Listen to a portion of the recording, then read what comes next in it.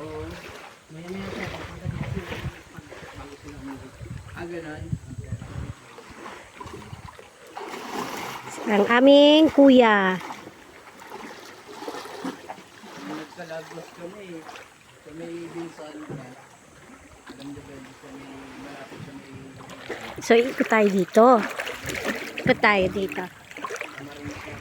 Hi guys! Nandito kami sa Tagbaligan. Diba ang lino ng tubig oh? Grabe! Tapos ito oh. Oh! Ganda! Oh, see?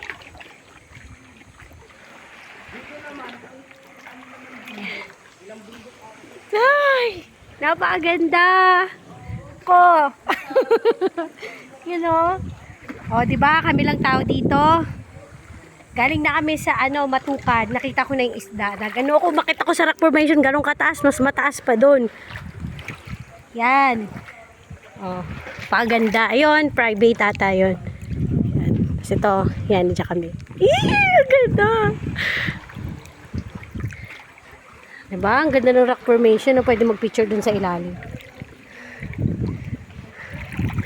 Taas. Kaganda eh.